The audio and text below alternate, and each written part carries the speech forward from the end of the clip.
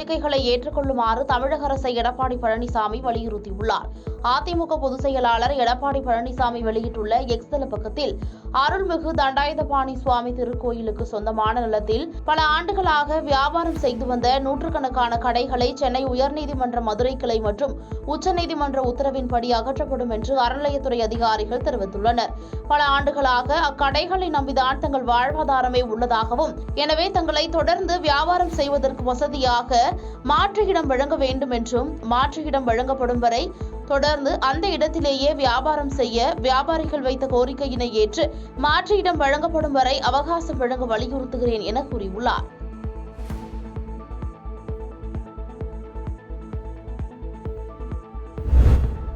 சிறப்பு அந்தஸ்து ரத்து செய்யப்பட்ட பின் முதல் முறையாக பிரதமர் நரேந்திர மோடி காஷ்மீர் செல்கிறார்.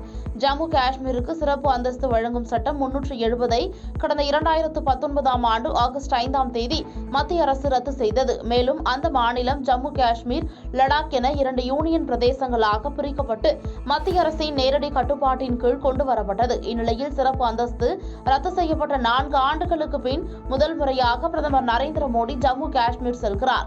ஸ்ரீநகர் செல்லும் பிரதமர் 6400 கோடி ரூபாய் மதிப்பிலான திட்டப் பணிகளை நாட்டுக்கு அர்ப்பணிக்கிறார். இந்த பயணத்தின் போது 1400 கோடி ரூபாய் மதிப்பீட்டில் தேசிய அளவில் சுற்றுலா தொடர்பான திட்டப் பணிகளையும் பிரதமர் மோடி தொடங்கி வைக்கிறார். அதேபோல் ஜம்மு காஷ்மீர் யூனியன் பிரதேசத்தில் அரசு பணியில் புதிதாக இணைந்துள்ள 1000 பேருக்கு பணி நியமன ஆணைகளை வழங்குகிறார். இதனைத் தொடர்ந்து ஸ்ரீநகரில் உள்ள மைதானத்தில் நடைபெறும் பொதுக்கூட்டத்திலும் கலந்து கொள்கிறார்.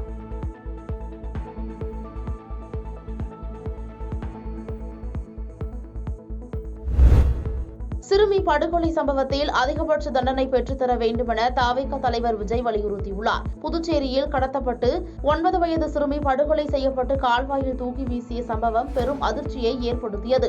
இந்த சம்பவத்தை கண்டித்து எதிர்க்கட்சிகள் புதுச்சேரி அரசுக்கு எதிராக கண்டனங்களை எழுப்பி வருகின்றனர்.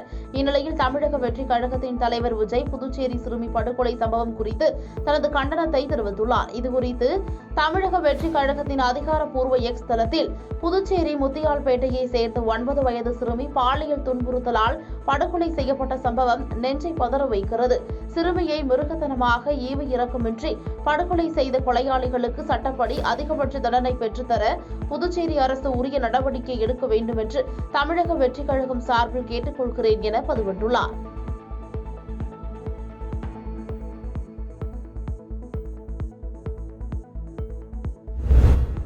மக்களவைத் தேர்தலுக்கான காங்கிரஸ் வேட்பாளர் பட்டியல் இன்று முடிவு செய்யப்படும் என்று எதிர்பார்க்கப்படுகிறது. நாடாளுமன்ற தேர்தலுக்கு 195 வேட்பாளர்கள் அடங்கிய முதல் பட்டியலை பாரதிய ஜனதா ஏற்கனவே வெளியிட்டுள்ளது. ஆனால் காங்கிரஸ் தரப்பில் இன்னும் வேட்பாளர்கள் அறிவிக்கப்படவில்லை. இந்நிலையில் வேட்பாளர்களை முடிவு செய்யும் காங்கிரசின் மத்திய தேர்தல் குழு கூட்டம் டெல்லியில் நடைபெறவுள்ளது.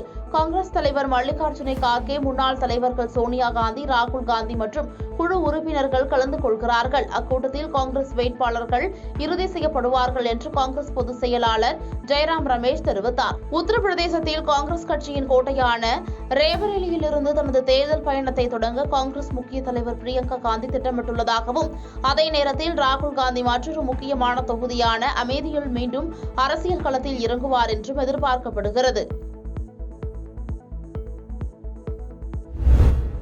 சமூக வலைதளங்களில் யானைக்குட்டியின் வீடியோ ஒன்று வைரலாகி வருகிறது.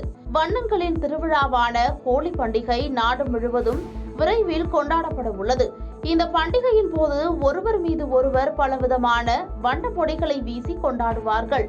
இந்நிலையில் இந்திய வனத்துறை அதிகாரியான சுசந்தா நந்தா பகிர்ந்த குட்டி யானை ஒன்றின் வீடியோ இணையதளத்தில் வைரலாகி வருகிறது. அதில் அந்த குட்டி யானை மிகவும் மகிழ்ச்சியாக விளையாடும் காட்சிகள் உள்ளது. குறிப்பாக தரையிலிருந்து மண் தூசியை தன் மீது வாரி இறைத்து விளையாடும் காட்சிகள் பயனர்களை ரசிக்க செய்கிறது. அவரது பாணியில் ஹோலி கொண்டாட்டம் என்ற தலைப்பில் சுஷந்தா நந்தா பகிர்ந்த இந்த வீடியோவை பார்த்த நெட்டிசன்கள் ரசனையான கருத்துக்களை பதிவிட்டு வருகின்றனர்.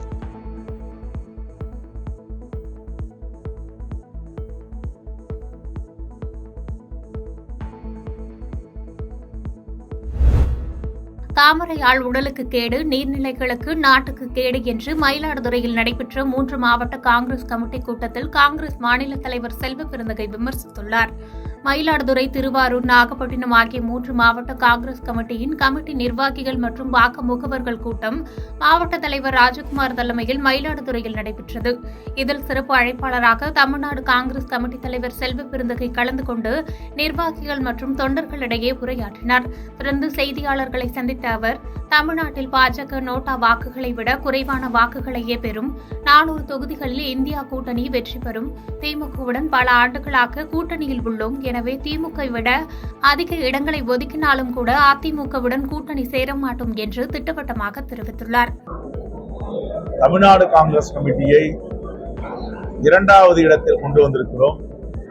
முதன்மை மாநிலமாக ஆக்குவதற்கு மாவட்டந்தோறும் சுற்றுப்பயணம் செய்து உறுப்பினர்கள் சேர்க்கை, வாக்காளர் சாவடியுடைய முகவர்கள் இந்த பணியில முழுவீச்சாக இறங்கியிருக்கிறோம். ஆகவே இந்த பணிகளை இன்று ஆய்வு செய்து செயல்வர்கள் கூட்டத்தில் பல வேலை திட்டங்களை பகிர்ந்தளித்திருக்கிறோம். எங்களுக்கு உரிய அங்கீகாரத்தை எங்களுடைய கூட்டணி கட்சி தலைவர் கொடுக்கும் தமிழ்நாட்டில். அதுல ஒன்று மாற்று கருத்தே கிடையாது. இது தேசிய கட்சி.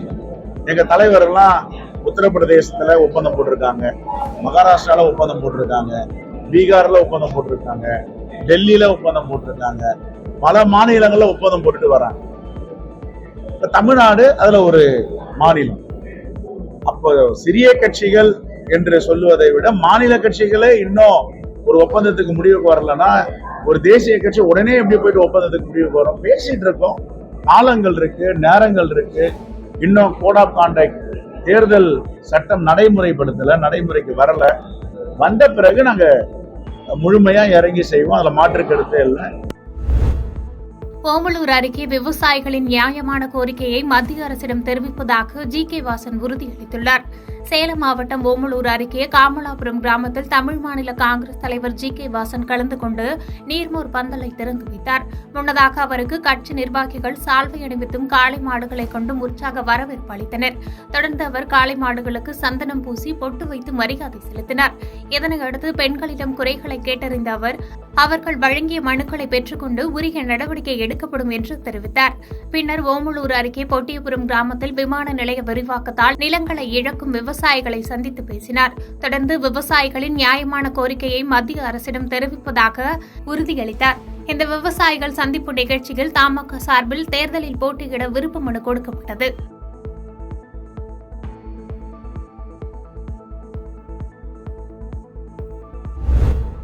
குரோம்பேட்டை அருகே பிரபல கல்லூரிக்கு வெடிகுண்டு மிரட்டல் விடுக்கப்பட்ட சம்பவம் மாணவர்கள், ஆசிரியர்கள் மற்றும் பெற்றோர்கள் மத்தியில் பெரும் பரபரப்பை ஏற்படுத்தியுள்ளது.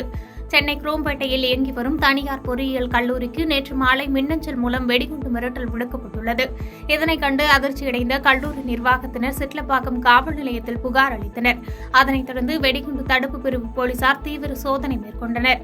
மேலும் சென்னை காவல்துறையின் சார்பில் மோப்ப நாயை கொண்டு தீவிரமாக சோதனை மேற்கொள்ளப்பட்டது. பாதகம் செய்பவரை கண்டால் நாம் பயங்கொள்ளலாகாது பாப்பா, மோதி மிதித்து விடு பாப்பா, அவர் முகத்தில் உமிழ்ந்து விடு பாப்பா. அண்மை செய்திகளை உடனுக்குடன் தெரிந்து கொள்ள இணைந்திருங்கள் இயம்நாடு தொலைக்காட்சியுடன்.